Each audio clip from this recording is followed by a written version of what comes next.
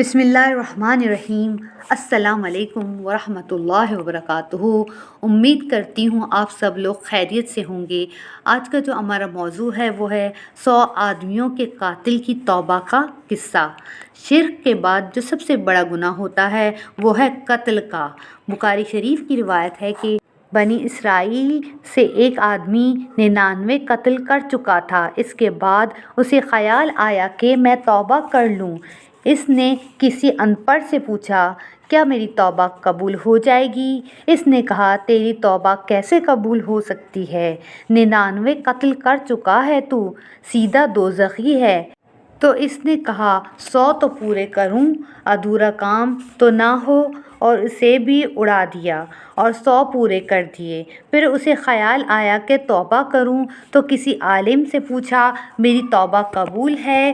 کہا، بیٹا کیوں نہیں، لیکن ایک شرط ہے کہ توبہ پکی ہونی چاہیے، اور توبہ پکی اس وقت ہوتی ہے جب آدمی اچھا ماحول اختیار کرے۔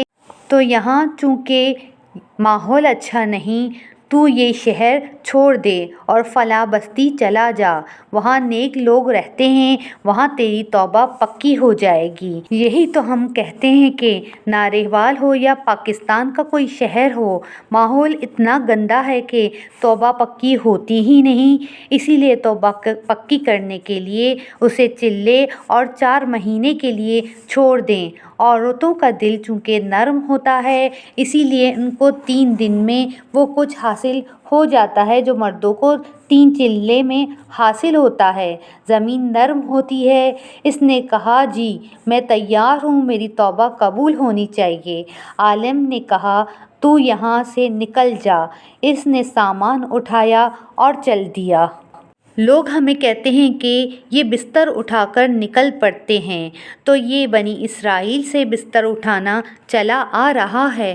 وہ چل پڑا، راستے میں بیمار ہو گیا اور موت نے آ گھیرا، اور اسے نظر آیا کہ نہیں بچنا، تو اس نے آہستہ آہستہ چلنا شروع کیا۔ جب گر پڑا تو رینگنا شروع کر دیا، اور جب موت نے جھٹکا دیا تو اس نے لپک کر چھلانگ لگائی، اور جب اس نے چھلانگ لگائی تو اس کے دونوں ہاتھ آگے پھیلے ہوئے تھے، اور اسی حال میں اس کی روح قبض ہو گئی۔ اللہ کو اس کی یہ ادا ایسی پسند آئی کہ اللہ نے قیامت تک کے لیے اس کی کہانی کو ہم تک پہنچانے کے لیے دنیا میں ہی اس پر ایک مقدمہ چلا دیا۔ جنت کے فرشتے بھی بھیج دیے اور دوزخ کے فرشتے بھی بھیج دیے۔ دوزخ والے کہنے لگے، ہمارا قیدی ہے۔ جنت والے کہیں، ہمارا مہمان ہے، توبہ کر چکا ہے۔ دوزخ والے فرشتوں نے کہا، توبہ پوری نہیں ہوئی، وہاں جاتا تو پوری ہوتی۔ جنت والے کہنے لگے، توبہ پوری ہو گئی ہے۔ جب چل پڑا تو توبہ ہو گئی۔ فیصلہ نہیں ہو رہا تھا تو اللہ تعالیٰ نے ایک تیسرا فرشتہ بھیجا۔ اس نے کہا، ادھر کی زمین بھی ناپو اور ادھر کی زمین بھی ناپو، اگر گھر کے قریب ہے تو دوزخی، اور اگر اس بستی کے قریب ہے تو جنتی۔ حالانکہ گھر کا فاصلہ کم تھا اور اس بستی کا زیادہ تھا، لیکن زمین بھی اللہ کی اور جہاں بھی اللہ کا۔ جب وہ ناپنے لگے تو اللہ نے بستی کی طرف والی زمین سے کہا، سکڑ جا، اور گھر کی طرف والی زمین سے کہا، پھیل جا، اور یہ پھیل گئی اور وہ سکڑ گئی۔ بستی کی طرف سے گھٹ گئی اور گھر کی طرف سے بڑھ گئی، اور اللہ نے کہا، میرے بندے کو جنت میں داخل کر دو۔